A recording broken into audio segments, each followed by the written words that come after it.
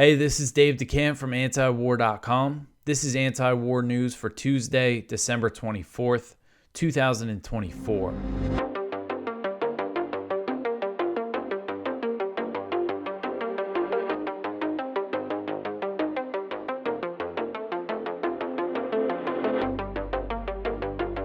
All right, first thing, another reminder that we are taking off Christmas Eve and Christmas Day. So this is the last show for a couple days. The next 2 days, there will be no show. But then Friday, I'm going to put one out to end the week. Antiwar.com, we're not going to completely update the page like usual, but we will post, if there's major stories, big stories that happen on Christmas Eve and Christmas Day, we'll post them up there. So you could always check out antiwar.com. And Merry Christmas, everyone. When this posts, it'll technically be Christmas Eve, but I'm recording this late Monday night on December 23rd. All right, so to get into the news here for today, the first story at the top of antiwar.com, the U.S. admits lying about troops in Iraq and Syria. So the Pentagon said on Monday that the U.S. has more troops deployed in Iraq than it has been disclosing, an admission that comes after it revealed there are significantly more U.S. troops in Syria than the U.S. has said. So for years, the Pentagon has said that there are 900 troops in Syria, 900 U.S. troops in Syria, and 2,500 in Iraq. And last week, as I covered, Pentagon spokesman Major General Pat Ryder revealed that the U.S. was lying about the number of troops in Syria, saying that the real number is 2,000. So that's more than double what the U.S. had been saying. And then in a statement meant to clarify the situation that was released on Monday, Ryder also said that there were more than 2,500 U.S. troops in Iraq, but refused to say how many. He said, quote, "However, due to operations, security, and diplomatic considerations, we do not have any more specifics to provide," end quote. So Ryder said that his statement revealed that the number of U.S. troops in Syria has been higher than publicly disclosed since 2020. So now we're talking about Syria. I'm kind of going back and forth between Iraq and Syria, but he's saying since 2020, the real number of U.S. troops in Syria has been more than what the Pentagon's been putting out. He said, quote, "In addition to the approximately 900 baseline troops, there are also approximately 1,100 U.S. military personnel in Syria that deploy for shorter durations as temporary enablers in support of force protection, transportation, maintenance, or other emerging operational requirements. The numbers of these additional temporary forces have fluctuated over the past several years based on mission needs, but in general have increased over time as the threat has increased to baseline forces," end quote. So lying about the actual number of U.S. troops in Syria goes back to at least the Trump administration.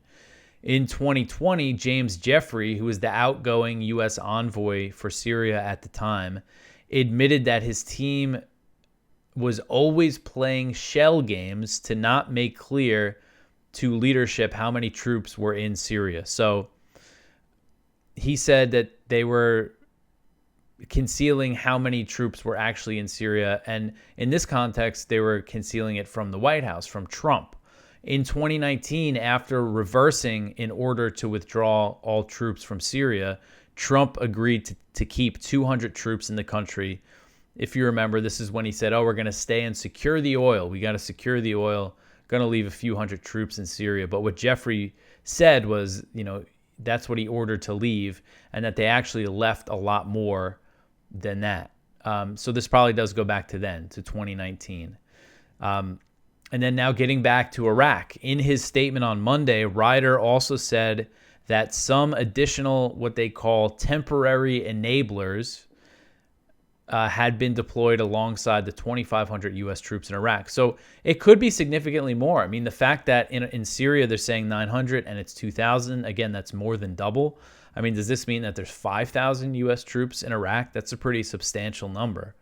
And then sources told CNN that the U.S. had been lying about the number of troops in Syria because they did not want the presence, the occupation, to anger neighboring countries. Essentially what they're saying is they were worried about Iraq. They were worried that if Iraq knew that the U.S. had more troops in Syria than it was saying, or was increasing troop presence in Syria, that they were worried the same thing would happen in Iraq. Well, it turns out the same thing was happening in Iraq, and this is a very sensitive issue for Iraq. This statement from Ryder, I'm sure, is going to cause trouble for Iraq's Prime Minister, Mohammed Shia al-Sudani. He's been under significant pressure to get the U.S. to leave. And then earlier this year, after a series of U.S. airstrikes in Iraq, Sudani was saying he wanted the U.S. to leave. He wanted an end to the U.S.-led foreign military presence in the country. They entered negotiations, and they ended it by announcing some deal that is going to officially end the mission of the U.S.-led anti-ISIS coalition, but U.S. forces are going to stay under a new bilateral security partnership. So the U.S. got him to agree to that. The U.S. does not want to leave Iraq. Maybe things could change with the incoming administration, but considering how pro-Israel they're going to be, Israel is going to want the U.S. probably to keep these troops in place. But we'll see what happens, if we get an idea when Trump comes in. All right, so the next one here, Israel's destruction of Jabalia refugee camp. So Haaretz, the Israeli newspaper, reported on Sunday that the Israeli military has almost completely destroyed the Jabalia refugee camp in northern Gaza, which was once one of the most densely populated places on earth. The report said it has now become a ghost town. So this refugee camp was first established in 1948 by the UN as a refuge for Palestinians driven from their homes by Zionist militias during the establishment of the modern state of Israel. That's what the Palestinians call the Nakba, the ethnic cleansing of about 750,000 Palestinians from what we call today Israel, Israel proper. That's not including the West Bank and Gaza, obviously. So this is the history of this place. And this refugee camp has been under a total siege since early October as part of this ethnic cleansing campaign. And now the Israeli military is estimating that it has completely destroyed 70% of the buildings in the camp. And the ones that remain are damaged. Haaretz reporter who got in there wrote, quote, "During a brief visit to the camp Friday afternoon, I could see that even the few buildings that are still standing were badly damaged," end quote. You see this picture here of what it looks like now. I mean, just absolute destruction. And according to IDF data, the Israeli military has forcibly driven 96,000 Palestinian civilians out of the Jabalia refugee camp. So you talk about an ethnic cleansing campaign, a new Nakba. The IDF also said that it killed 2,000 Palestinians during the operation, claiming that most of them were armed, but as we know, there's a significant amount of evidence that Israeli troops often kill civilians, unarmed civilians, and then count them as terrorists. The IDF says that 35 Israeli soldiers had been killed in fighting in the Jabalia camp since early October, so they did face some resistance. The Haaretz report says that only 100 militants and a similar number of civilians remain in the camp. The report reads, quote, "Jabalia has become a ghost town. Outside, you mainly see pack after pack of stray dogs roaming around and hunting for scraps of food," end quote. So this ethnic cleansing campaign, which is based on the outline of the general's plan, has been focused on Jabalia, Beit Hanun, and Beit Lahia. In each city, the IDF is demolishing every building in sight to ensure Palestinian civilians have nowhere to return. And this campaign will likely lead to the establishment of Jewish settlements and permanent Israeli occupation. That's the direction things are headed.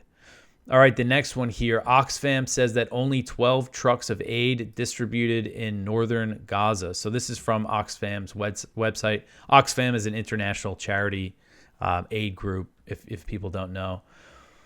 So it says that only 12 aid trucks of food and water have gotten into the North Gaza governorate. I always have trouble with that word, basically, which it means province, the North Gaza province. And that includes those cities I'm always talking about that are under siege, Jabalia, Beit Hanun, and Beit Lahia. In 2.5 months, only 12 aid trucks actually reached these areas in 2.5 months. So of the meager 34 trucks of food and water given permission to enter the North Gaza governorate, Over the last 2.5 months, deliberate delays and systematic obstructions by the Israeli military meant that just 12 managed to distribute aid to starving Palestinian civilians. For 3 of these, once the food and water had been delivered to the school where people were sheltering, it was then cleared and shelled within hours.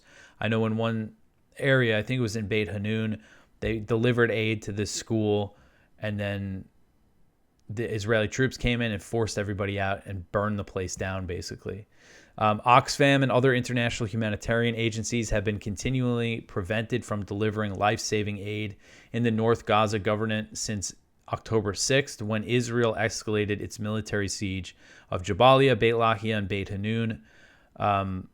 Thousands of people are estimated to still be cut off, but with humanitarian access blocked, it's impossible to know exact numbers. At the beginning of December, humanitarian organizations operating in Gaza were receiving calls from vulnerable people trapped in homes and shelters that had completely run out of food and water.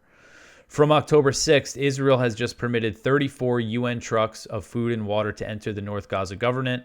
A convoy of 11 trucks last month was initially held up at a holding point by the Israeli military at Jabalia, where some food was taken by starving civilians.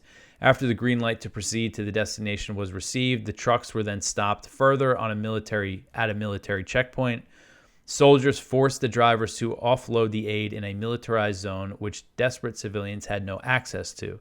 So there's a lot of other examples here of the aid being impeded, and it just goes to show this is the general's plan. The general's plan said, move all the civilians in North Gaza to the south, order an evacuation, and impose a starvation blockade. So basically, if people stay behind, you shoot them, bomb them, or starve them to death.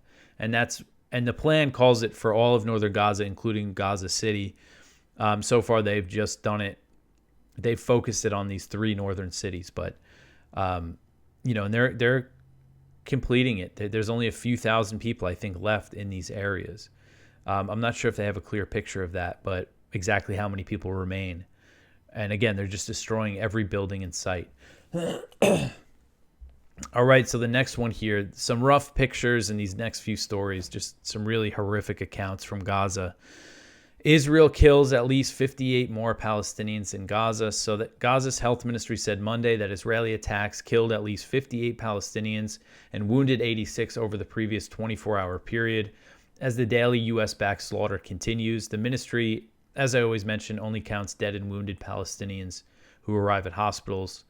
So this picture of a dead child here is pretty rough to see.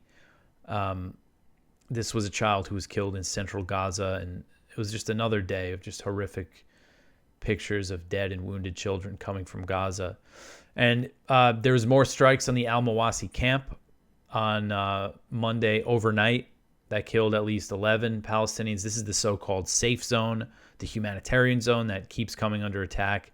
There was also strikes in the Nusrat refugee camp in central Gaza, which killed at least 4. In southern Gaza, at least 3 Palestinians were killed by bombing east of Rafah. And then in northern Gaza, Israel continued its near-daily attacks on the Kamal Adwan Hospital in Beit Lahia, which has been under total siege since early October. And the director, Dr. Hussam Abu Safia, is sounding the alarm again, saying that they're not going to be able to survive. He said, quote, "The bombing continues from all directions, affecting the building, the departments, and the staff. This is a serious and extremely horrifying situation. The world must understand that our hospital is being targeted with the intent to kill and forcibly displace us.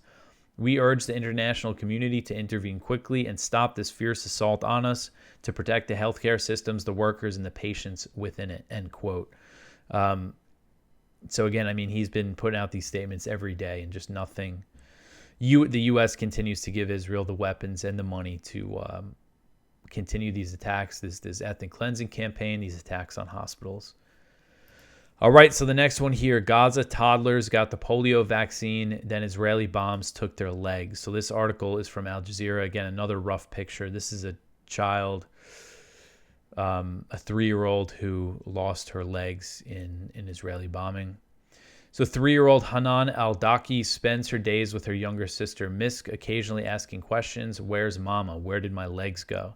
The two toddlers have been in the hospital for 4 months since they were brought there, battered and bleeding from an Israeli bombing, and had their legs amputated. Both of them had their legs amputated. Their father's sister, Shefa al-Daki, 28, has been by their side since then, but she still does not know how to answer the girls' questions. On the morning of September 2nd, Shaima al-Daki got up early to take her two daughters, Hanan and 22-year-old Misk, 22-month-old, to get the polio vaccine, which was being offered to people in the midst of Israel's war on Gaza. The following day, so they went to get the vaccine. The following day, after the family had lunch, Israel bombed their home, and it killed their mother and tore through the two little girls' legs. Again, just horrors that you can't imagine living through with young children. I mean, this is about the age of my kids. These are just things I can't even fathom. And this is just a daily reality for Palestinians in Gaza. All right, so the next one here, another horrific story. Cats eat Palestinian corpses in Gaza amid Israeli onslaught. So this article is from Middle East Eye. This is one of those videos I was scrolled past on Twitter. I saw a video of it. They linked to the video in here, but it's not actually in the story. It's really horrific, of cats eating corpses in Gaza. And I saw the video on Twitter. And sometimes I see these things and I just choose to tell myself that it's fake, even though I know it's not fake. I mean, it's just, you hear these stories about cats eating people, like their owners, if they die and they're stuck in a house with no food. And this is something I've thought, I've seen videos of a lot of cats in Gaza, and we heard, wild dogs are eating corpses. That was reported by Israeli media. That story from Haaretz about them killing civilians. So, I always kind of assume that cats are probably eating corpses too. And then I saw a video of it. And that's essentially what this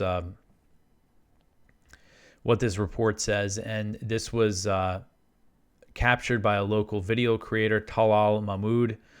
And this was near a UN-run school in the Nusret refugee camp, where there was bodies strewn on the streets. Ambulances and first responders had been unable to reach many areas under attack due to the heavy Israeli bombardment in recent days. So again, just one of the most horrific videos I've seen of this, of coming out of Gaza. All right, so the next one here, Israel signals that it will delay Lebanon withdrawal. This article is from Jason Ditz. Under the November 27th Israel-Lebanon ceasefire, Israel is to withdraw all of its troops from southern Lebanon within 60 days. Today, however, officials said Israel may miss the deadline, evidenced by how few troops have left Lebanon so far. This is not a surprise, really, because, again, we haven't really seen any sort of Israeli withdrawal start. So under the ceasefire, Lebanon has 60 days to put troops. The Lebanese National Army has 60 days to send troops to the south. Israeli media is saying, they can't. They're blaming the lack of a withdrawal on the Lebanese military, although at the same time, Israel's prevented Lebanese civilians and probably the military as well from entering certain villages in the south. Lebanon's prime minister has called on the U.S. and France. They're supposed to be guarantors of the ceasefire, but the U.S. is clearly on Israel's side here, but Lebanon's calling on them to do something to speed up the Israeli withdrawal. And the UNIFIL, the UN peacekeeping force, they're also calling for an accelerated Israeli withdrawal. And one of the reasons why is because Israel keeps bombing Lebanon. On Sunday, Israeli forces blew up several homes. They're demolishing homes. And there were other attacks on towns and villages. Airstrikes continued. They've killed at least 30 people since this so-called ceasefire went into effect, which is essentially a ceasefire that's only applied to Hezbollah. They fired 2 rockets throughout this whole time, as far as I know, and they were at an open area that they called it a warning shot. And Israel has continued to just completely basically ignore the ceasefire, just doing whatever they want. And Israeli troops, they entered there's actually one town that Israeli troops entered and they raised the Israeli flag. Again, these are signs that it just doesn't look like they're planning to withdraw anytime soon. All right, so the next one here, Israel's Mossad spent years orchestrating Hezbollah pager plot. So this is from CBS News. There's a clip from this strange 60 Minutes interview that some Mossad guys did about the Hezbollah, the pager and walkie-talkie bombing attack. They claim that they sold the walkie-talkies, the radios, to Hezbollah 10 years ago, and that they sold them with explosives in the batteries of the walkie-talkies. So if you remember the attack, it was they blew up the pagers first, and then they blew up the walkie-talkies. And they're claiming these are two recently retired senior Mossad agents. They're wearing ski masks in the video, and they altered their voice. It's just really strange the way that this interview was done.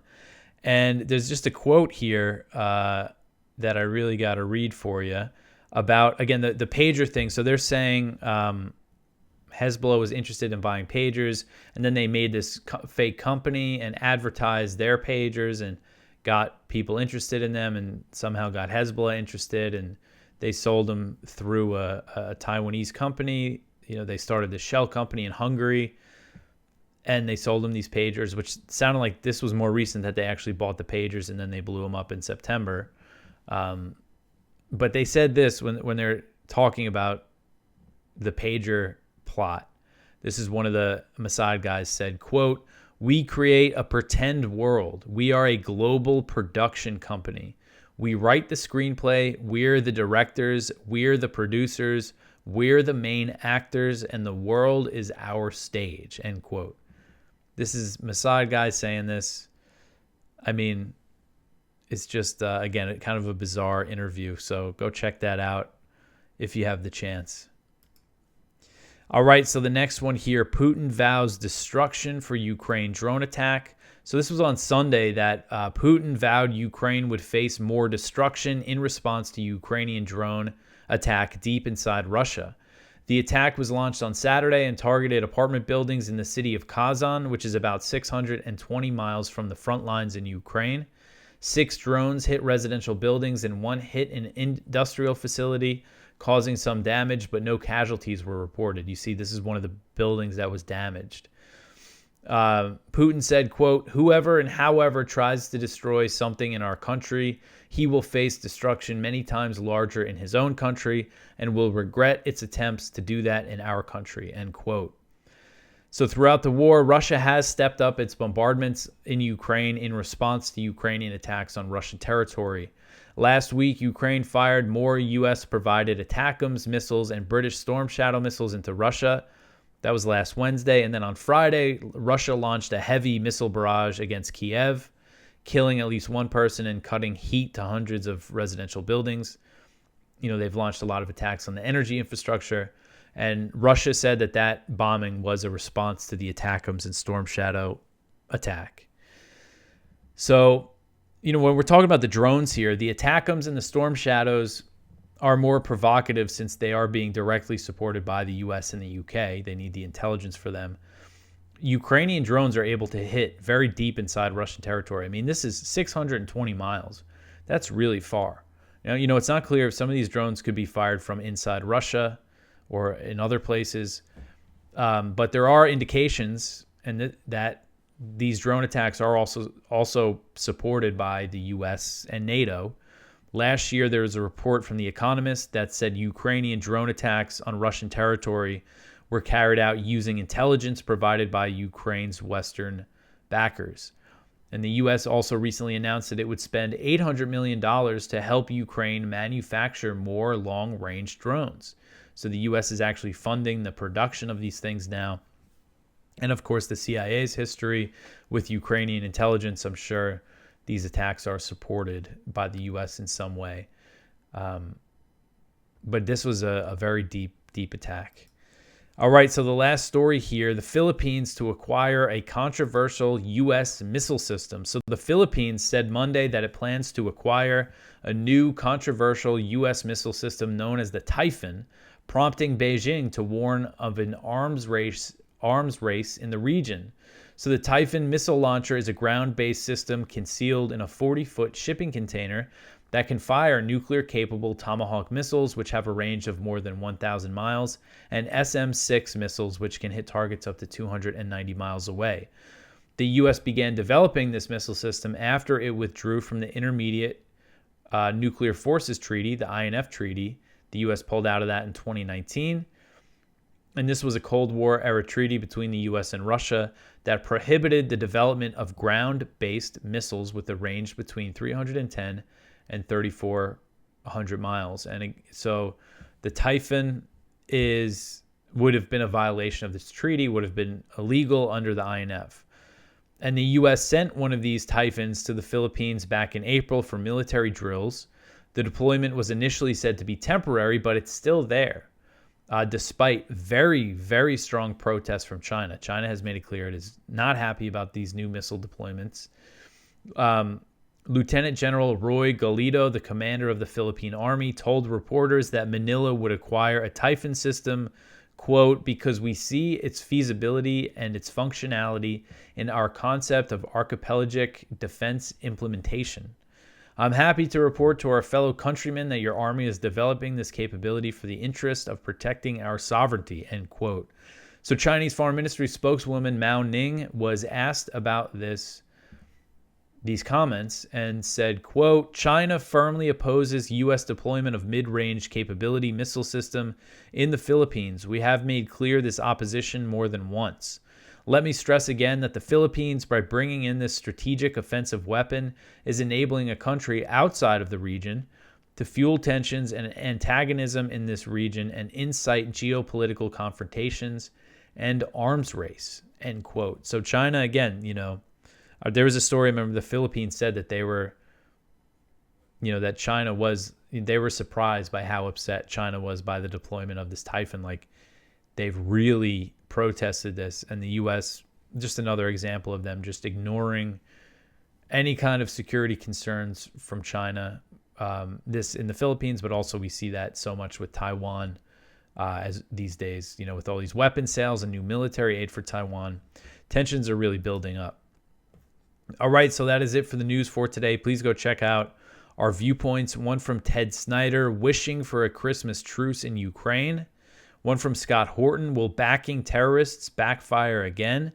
That is an excerpt from his latest book, Provoked, about the U.S. backing kind of these jihadist groups in Bosnia in the 1990s, which is very interesting. A lot of people are unaware of that exactly. So go check that out. It certainly has parallels to the U.S. now backing HTS in Syria. The next one here, Brendan Farrell, my grandfather witnessed peace at Christmas from a World War I trench. So we have a few stories about the Christmas truce during World War I. This one is from Irish Central. It's about an Irish, this guy's Irish grandfather experienced the incredible Christmas truce of 1914, which it really was, an incredible thing to think about. Soldiers coming out of the trenches. They played soccer together, they smoked together, they talked and laughed, and then they went right back to killing each other in this just horrific war. The next one here, one from Richard Snow, remembering the World War I Christmas truce. And then our spotlight is from Will Grigg, which, of course, he wrote this. This is from 2017 from Fee, the Christmas truce of World War I. So if you're not familiar with the story, definitely go check these pieces out. It's a very interesting story. Go check out our blog and everything. So again, this is it. So no show for the next 2 days. I hope everyone who celebrates has a Merry Christmas. It's pretty bleak this year with everything happening in Gaza. Just no real hope right now for peace, but let's pray for peace this Christmas. I will be back in a few days. Follow us on social media, like, subscribe, comment, and I'll talk to you in a couple days. Thanks for listening.